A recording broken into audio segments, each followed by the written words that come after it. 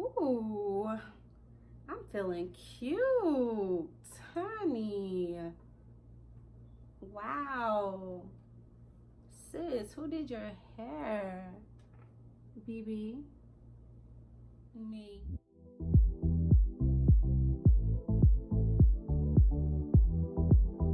Hey guys, I'm BB Nicole. Welcome to my YouTube channel. And if this is your first time seeing my face, I'm BB, owner of DHG Hair Studio and Extension Bar.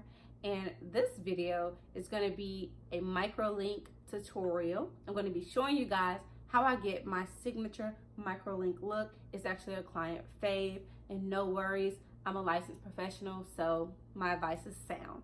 So without further ado, we're going to jump into this video. But I want to remind you guys to wake up, pray, get pretty, hustle, and repeat. Enjoy the content. I will see you guys back next Monday. Bye.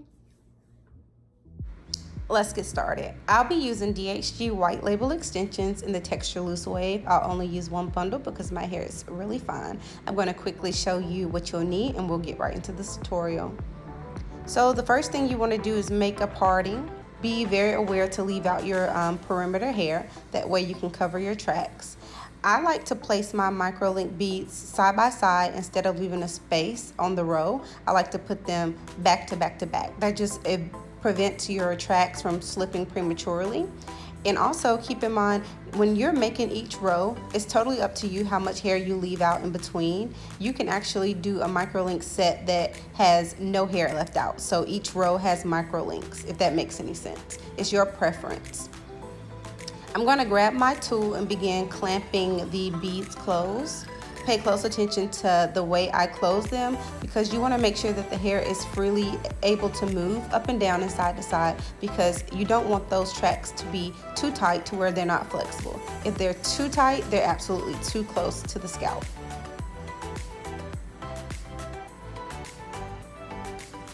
And also, if you see that I slide down and then clamp, that way it's not too tight. I actually make a mistake right here and I'm not close enough to the scalp. So to open it, clamp the opposite direction and squeeze.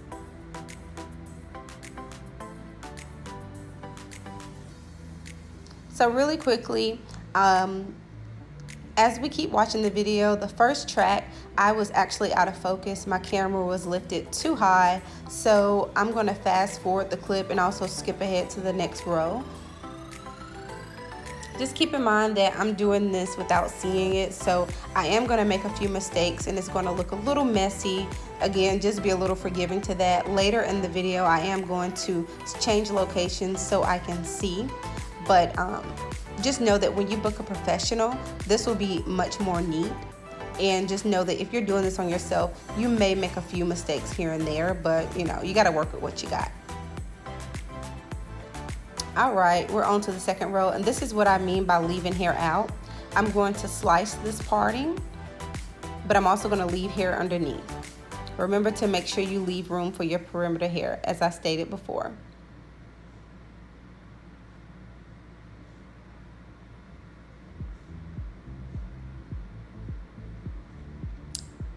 Also guys, when I was recording this, I accidentally recorded in time lapse, so I had to slow down an already sped up clip, so please forgive if it looks a little glitchy.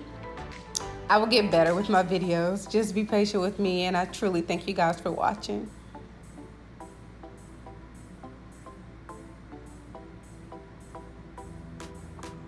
I'm also doing the double weft method just because I want it to be a little fuller. Just know that when you're doing this method, you want to make sure you're going, well, when you're doing this method, period, not just when it's double wefted, you want to make sure that you're going directly under that micro link.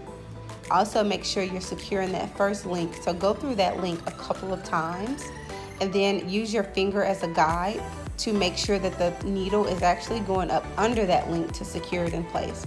Right here, I started tangling my thread. I was getting so frustrated, and instead of starting over, I just folded the thread over and secured it down. Again, I'm doing this on myself. I would never do that on a client. However, we're about to change scenes because, honey, your girl just could not do it this way. And I still wanted to get this video out to you all. the rest of this video is going to be sped up.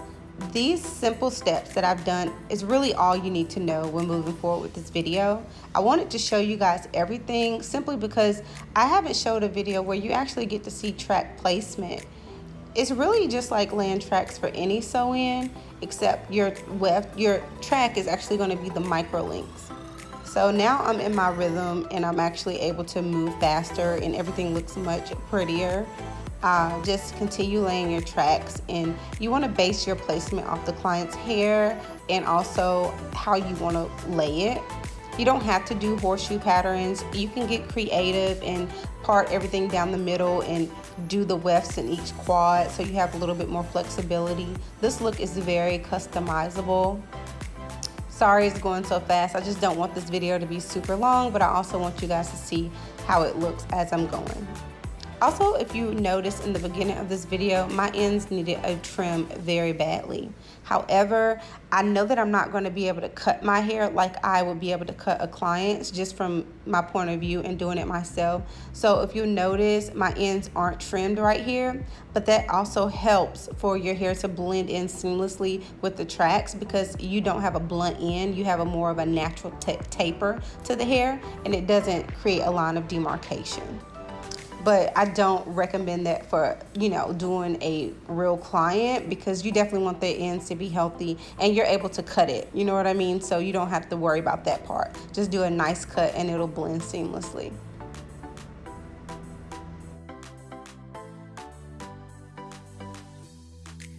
I really enjoyed doing this look, guys.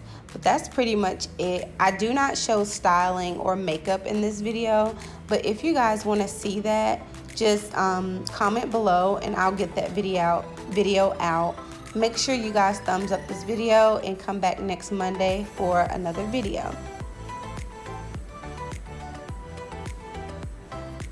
I really love this method. Before I go and let you guys finish the video, just know that the micro link sewing is very flexible, and also it's a good option for many clients now because most extension companies have many textures.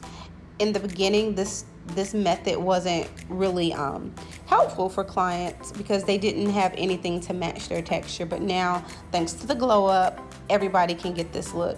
And if you're tired of frontals and all of that, this is a good alternative for a very natural and flat sew-in. I'm gonna go. I want to remind you guys to wake up, pray, get pretty, hustle, repeat. Your girl is out.